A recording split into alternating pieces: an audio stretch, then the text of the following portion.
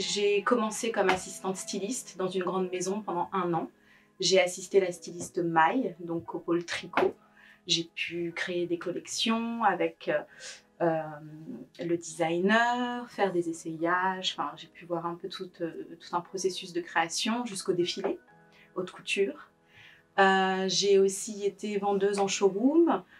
J'ai vendu les collections à des agents étrangers pendant les semaines de la mode. Et puis, comme tout étudiant qui se respecte, j'ai aussi été habilleuse pour des défilés haute couture par curiosité du milieu dans lequel j'allais mettre les pieds.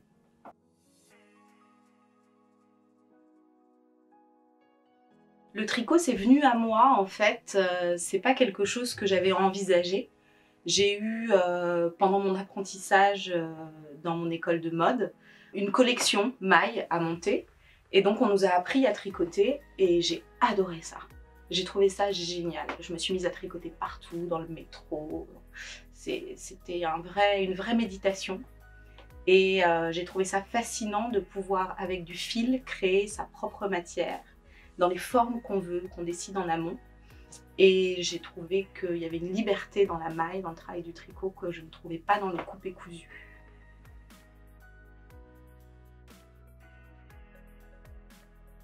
Au début, quand j'étais jeune, j'avais plein d'envie à plein d'endroits, d'inspiration. Je me disais, ah mais les fleurs tzigane, c'est génial, on va mélanger ça avec, je sais pas, la pêche à la ligne.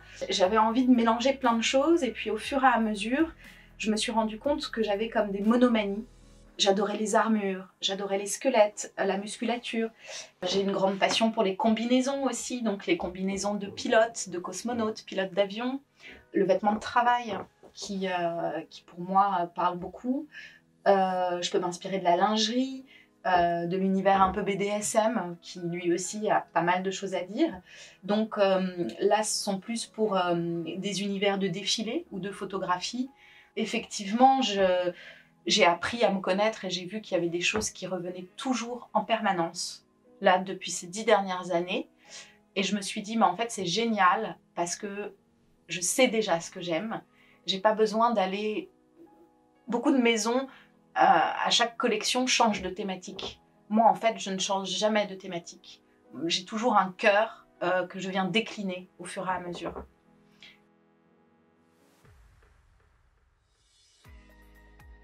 C'est un peu une machine à raconter des histoires. J'utilise des visuels très forts. J'aime bien travailler la photographie. Ma marque, c'est un esthétisme qui est bien à moi. C'est difficile de le définir parce que ce serait déjà l'enfermer et j'ai pas envie d'enfermer. Donc on va dire que mon ADN, il est comme l'ADN de mon corps humain, il est en perpétuelle évolution.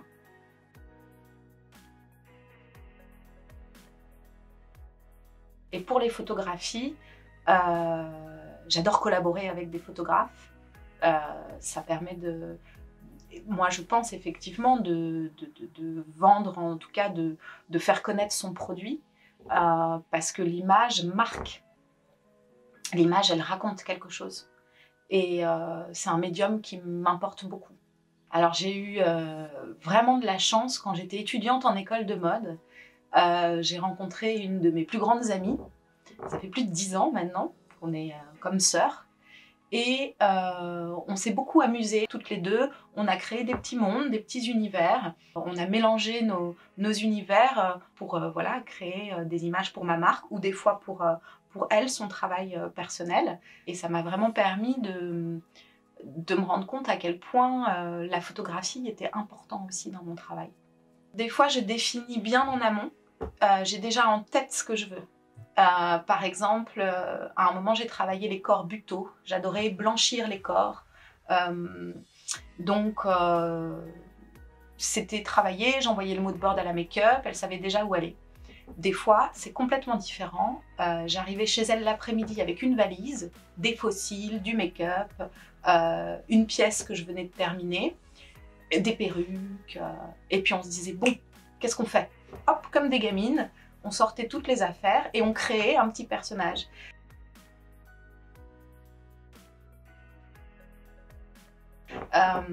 c'est cette image où j'ai la bouche sur le côté. C'est vraiment des improvisations. On ne savait pas du tout ce qu'on allait faire au départ. Mais ça, c'était un peu au début. On avait cette liberté-là. Mais je trouve que cette liberté, elle est importante. Et d'ailleurs, je vais continuer à travailler comme ça avec cette amie. Par exemple, un travail qu'on a pu créer ensemble. La thématique s'appelle Sleeping Ugly. Donc c'est un peu l'histoire de la belle au bois dormant qui ne se réveille pas belle après 100 ans de sommeil, mais plutôt un peu fatiguée avec les draps, les plis du drap sur le visage. Donc retravailler aussi les mythologies du conte par la mode. J'ai déjà fait le pull avant le shooting et là, ça par exemple, cette image, c'est l'exemple parfait d'une improvisation. On avait juste du blanc pour maquiller le corps, des rideaux de fil qu'on a transformés en faux cheveux, et des ciseaux, un chapeau, et hop, on a créé une ambiance sans même savoir ce qu'on allait faire. Donc ça, c'est une improvisation, par exemple. Ça, par exemple, ce pull, c'est le cuir émail, et j'ai plein de déclinaisons. Cette thématique, un peu de l'armure, elle va revenir de plein de façons, dans plein d'histoires différentes. Ça ici, c'est l'histoire de Los Santos. En Espagne, il y a des parades avec des saints et des saintes qui sont posés comme ça sur des espèces de crinolines. C'est juste des bustes. Et les gens paradent dans la rue, c'est une fête religieuse. Ce pull, j'ai perforé les manches avec des perforations rituelles berbères.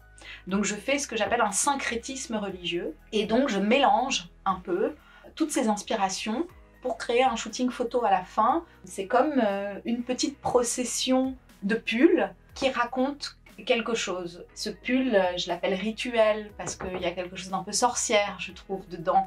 Et c'est un peu comme ça que j'ai voulu le mettre en scène. Lui, ça c'est une thématique aussi qui me tient à cœur, toujours un peu en lien avec les armures, mais les armures de biker. Donc vraiment les vêtements de protection, qui sont les nouvelles armures. On va dire que les bikers sont les nouveaux chevaliers. Je l'ai redécliné, voilà, dans une même thématique de shooting photo.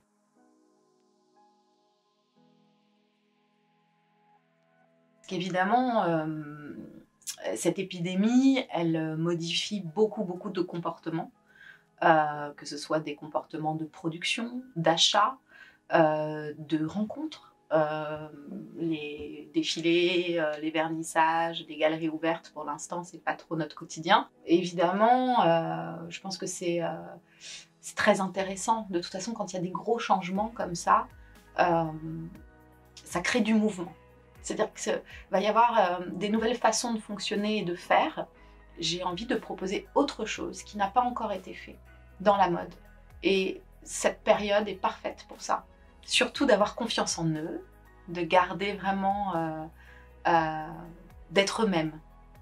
Voilà, de garder confiance en eux, d'être eux-mêmes, de ne pas avoir peur, d'être différent, de proposer quelque chose de nouveau, de se faire plaisir, de s'amuser en fait, surtout. Vraiment, ouais, de faire ça avec plaisir. Alors le conseil que je donne aux jeunes créateurs taïwanais, c'est de rester eux-mêmes, de s'amuser le plus possible et vraiment de s'écouter, de se faire plaisir, surtout du plaisir.